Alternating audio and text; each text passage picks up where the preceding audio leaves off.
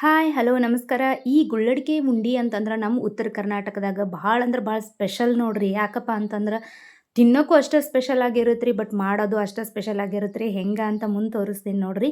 ಮೊದಲಿಗೆ 2 ಕಪ್ ಆಗೋಷ್ಟು ಮೈದಾ ಹಿಟ್ಟು ಹಾಕ್ಕೊಂಡೀನಿ ರೀ. ಆ 2 ಕಪ್ ಮೈದಾ ಹಿಟ್ಟನ್ನು ನಾವು ಗಟ್ಟಿಯಾಗಿ ಕಲಿಸ್ಕೋಬೇಕು ರೀ. ಭಾಳ ಅಂದ್ರೆ ಭಾಳ ಗಟ್ಟಿಯಾಗಿ ಕಲಿಸ್ಕೋಬೇಕು.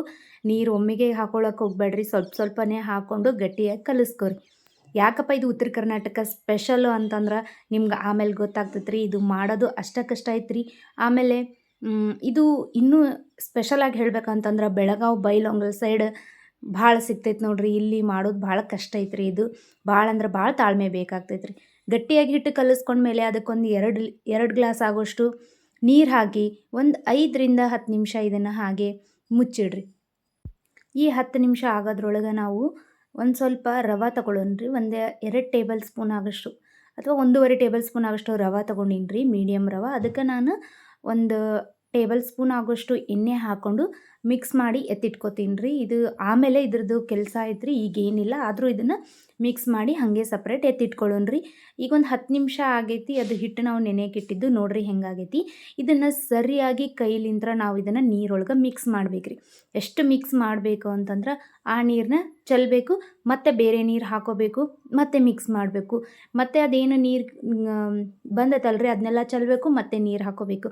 ಹೀಗೆ ಸುಮಾರು ಎಷ್ಟು ಸಲ ಮಾಡಬೇಕಪ್ಪ ಅಂತಂದ್ರೆ ಅದನ್ನು ನೀವು ಎಷ್ಟೇ ಸಲ ಮಿಕ್ಸ್ ಮಾಡಿದ್ರೂ ಈ ರೀತಿ ವೈಟ್ ಬರಬಾರ್ದು.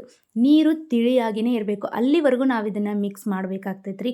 ಅವಾಗ ಮಾತ್ರ ಈ ಗುಳ್ಳಡಿಕೆ ಮಾಡಲಿಕ್ಕೆ ಹಿಟ್ಟು ನಮ್ಗೆ ಪರ್ಫೆಕ್ಟಾಗಿ ಹದವಾಗಿ ಬರುತ್ತೆ ರೀ. ನಿಮಗೆ ತಾಳ್ಮೆ ಭಾಳ ಬೇಕು ಅಂತ ಹೇಳಿದ್ದು ಇದೇ ಕಾರಣಕ್ಕೆ ರೀ. ಇಲ್ಲ ಅಂತಂದ್ರೆ ಸ್ವಲ್ಪ ತಾಳ್ಮೆ ಕೆಟ್ಟ್ರಿ ಅಂದ್ರೆ ಈ ಉಂಡೆ ಕೂಡ ಕೆಟ್ಟೋಗ್ತಾವ್ರಿ. ಭಾಳ ಅಂದ್ರೆ ಭಾಳ ತಾಳ್ಮೆ ಬೇಕಾಗ್ತೈತೆ ರೀ.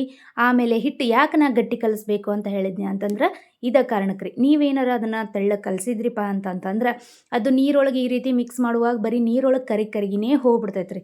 ಈಗ ನಾವು 2 ಕಪ್ ಹಿಟ್ಟು ನಾವೇನು ನಾದಿದ್ವಲ್ರಿ, ಅದು ಎಲ್ಲ ಪ್ರತಿ ಸಲ ನೀರು ಹಾಕಿ ತೊಳೆದಾಗ ಒಂದು ಸರ್ತಿ ಹೋಗಿ ಲಾಸ್ಟ್ ನಿಮಗೆ ಸ್ವಲ್ಪ ಸಿಗ್ತೈತೆ ರೀ.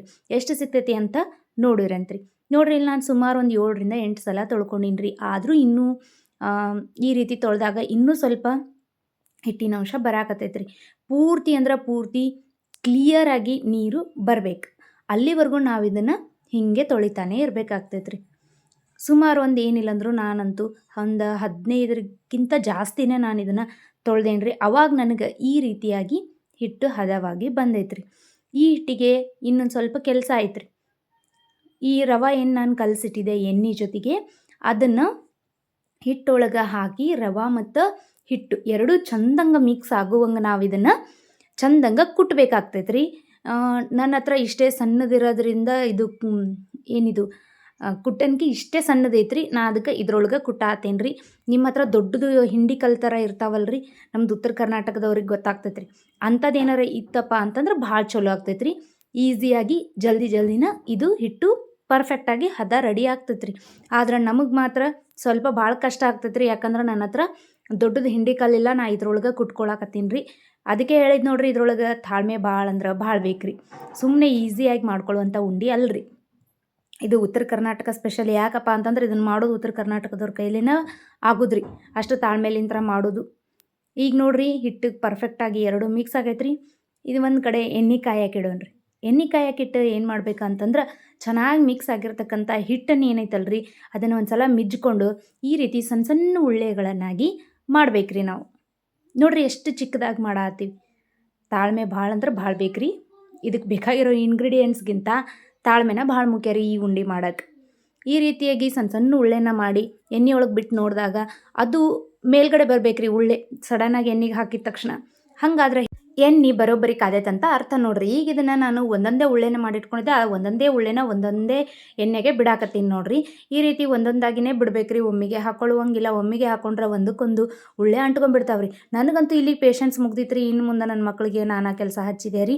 ನನ್ನ ಮಕ್ಕಳು ಕೂಡ ಹೆಲ್ಪ್ ಮಾಡ್ತೀನಿ ಅಂತೇಳಿ ಸಣ್ಣ ಉಳ್ಳೆ ಮಾಡಾಕಂತ ಹೆಲ್ಪ್ ಮಾಡಾಕಂತ ಬಂದು ಕುಂತಾರ್ರಿ. ಅವರೆಲ್ಲ ಸಣ್ಣ ಉಳ್ಳೆ ಮಾಡಿಕೊಡಾಕತ್ತಾರ್ರಿ. ನಾನು ಈ ರೀತಿ ಎಣ್ಣೆಯೊಳಗೆ ಅವನ್ನ ಕರಿಯಾಕತ್ತೇನೆ ರೀ. ಈ ರೀತಿ ಕರೆದಿದ್ರಿಂದ ನನಗಂತೂ ಭಾಳ ಹೆಲ್ಪ್ ಆಯ್ತು ರೀ, ಅವ್ರು ಹೆಲ್ಪ್ ಮಾಡಿದ್ದಕ್ಕೆ. ನೋಡಿರಿ, ಈ ರೀತಿ ಎಲ್ಲ ಕರೆದಿರೋವು ಈ ರೀತಿ ಪಾಪ್ಸ್ ರೆಡಿ ಆಗ್ಯಾವ್ರಿ. ಈಗ ಇದನ್ನು ನಾವು ಹೆಂಗೆ ಆಣ ಮಾಡ್ಕೋಬೇಕು, ಹೆಂಗೆ ಉಂಡೆ ಕಟ್ಕೋಬೇಕಂತ ತೋರಿಸ್ತೀನಿ ರೀ. ಒಂದು ಕಡಾಯಿ ಬಿಸಿ ಮಾಡೋಕೆ ಇಟ್ಕೊಂಡು ಅದಕ್ಕೆ 2 ಟೇಬಲ್ ಸ್ಪೂನ್ ಆಗೋಷ್ಟು ತುಪ್ಪ ಹಾಕೋರಿ. 1.5 ಕಪ್ ಆಗುವಷ್ಟು ಬೆಲ್ಲ ಹಾಕೋರಿ. ನೀವು ಯಾವ ಕಪ್ಪಿಂದ ಹಿಟ್ಟನ್ನು ತೊಗೊಂಡಿದ್ರಿ ಅದೇ ಕಪ್ಪಿಂದ 1.5 ಕಪ್ ಆಗೋಷ್ಟು ಬೆಲ್ಲ ಹಾಕ್ಕೊಳಕತ್ತೀನಿ ರೀ. ಈ ಬೆಲ್ಲನ ಚಂದಂಗೆ ಆನ ಬರೋವರೆಗೂ ನಾವು ಇದನ್ನು ಮಿಕ್ಸ್ ಮಾಡ್ತಿರ್ಬೇಕು ರೀ. ಇಲ್ಲಿಗೆ ನಮ್ಮ ತಾಳ್ಮೆ ಅನ್ನೋದು ಮುಗ್ದೈತ್ರಿ. ಇಲ್ಲಿವರೆಗೂ ತಾಳ್ಮೆ ತೊಗೊಂಡಿದ್ರೆ ಸಾಕ್ರಿ. ಇನ್ನೇನು ಬೆಲ್ಲ ಆರಾಮಾಗಿ ಮಿಕ್ಸ್ ಮಾಡ್ಕೊತ ಇದ್ವಿ ಅಂತಂದ್ರೆ ಆಣ ಬರೋದು ಕೂಡ ಆಗ್ತೈತ್ರಿ. ಆಣ ಯಾವ ಹದದಾಗ ಬರಬೇಕು ಅಂತ ತೋರಿಸ್ತೇನೆ ನೋಡ್ರಿ. ಈಗ ಟೆಸ್ಟ್ ಮಾಡಿ ತೋರಿಸ್ತೀನಿ ರೀ. ಈ ರೀತಿ ನೀರಾಗ ನಾವು ಆಣ ಬಿಟ್ವಿ ಅಂತಂದ್ರೆ ಅದು ನೀರಿನ ಜೊತೆ ಕರಗಬಾರ್ದ್ರಿ. ಬೆಲ್ಲ ಅಲ್ಲೇ ಗಟ್ಟಿಯಾಗಿ ಸ್ಟಿಕ್ಕಾಗಿ ಕೂಡ್ಬೇಕ್ರಿ. ಅಷ್ಟು ಆಣ ಮಾಡಿದ ಮೇಲೆ ಇವೇನು ನಾವು ಕರೆದು ಇಟ್ಕೊಂಡಿದ್ವಿ ಪಾಪ್ಸ್ ಅವೆಲ್ಲನೂ ಅದಕ್ಕೆ ಹಾಕಿ ಗ್ಯಾಸ್ನ ಆಫ್ ಮಾಡಿ ಚಂದಂಗೆ ಮಿಕ್ಸ್ ಮಾಡ್ಕೋಬೇಕ್ರಿ. ಗ್ಯಾಸ್ನ ಆಫ್ ಮಾಡ್ಬೇಕ್ರಿ. ಇದನ್ನೇನೈತ್ರಿ ಬರೋಬ್ಬರಿ ಬಿಸಿ ಬಿಸಿ ಇರುವಾಗಲೇ ನಾವು ಉಂಡೆ ಕಟ್ಟಬೇಕ್ರಿ. ಗೊತ್ತಾತ್ರಿ ನಮ್ಮ ಉತ್ತರ ಕರ್ನಾಟಕದವ್ರು ಅಷ್ಟೇ ಇದನ್ನು ಯಾಕೆ ಮಾಡ್ತಾರಂತ. ಹೆಂಗೆ ಬಿಸಿ ಇರುತ್ತಂದ್ರೆ ರೀ ಕೈ ನೋಡ್ರಿ ಅಲ್ಲಿ ಎಷ್ಟು ಕೆಂಪಾಗ್ಯಾವ ಅದನ್ನು ನೋಡಿದ್ರೆ ಗೊತ್ತಾಗುತ್ತೆ ನಿಮ್ಗೆ ಎಷ್ಟು ಬಿಸಿ ಬಿಸಿ ಅದಾವ ಅಂತ. ಹಿಂಗೆ ಬಿಸಿ ಇರುವಾಗ ಕಟ್ಟಿದ್ರನ್ನ ನಿಮ್ಗೆ ಉಂಡೆ ಚೆನ್ನಾಗಿ ಬರ್ತಾವ್ರಿ. ಇಲ್ಲಂದ್ರೆ ಬರೋದಿಲ್ಲ ರೀ. ಇನ್ನೇನಾರ ಅದು ಮಾಡುವಾಗ ಸ್ವಲ್ಪ ಆರ್ತಪ್ಪ ಅಂತಂದ್ರೆ ವಾಪಸ್ ಒಲೆ ಮೇಲೆ ಇಟ್ಟು ಸ್ವಲ್ಪ ಬಿಸಿ ಮಾಡ್ಕೊರಿ. ಮತ್ತು ಬೆಲ್ಲ ಕರಗ್ತೈತಿ ಮತ್ತು ಉಂಡೆ ಕಟ್ರಿ. ಗುಳ್ಳಡ್ಕಿ ಉಂಡೆ ನಿಮಗೇನಾರು ಇಷ್ಟ ಆಗಿದ್ವು ಅಂದ್ರೆ ಲೈಕ್ ಮಾಡಿರಿ, ಶೇರ್ ಮಾಡಿರಿ, ಹಾಗೆ ನನ್ನ ಚಾನಲ್ ಸಬ್ಸ್ಕ್ರೈಬ್ ಮಾಡಿರಿ. Thank you.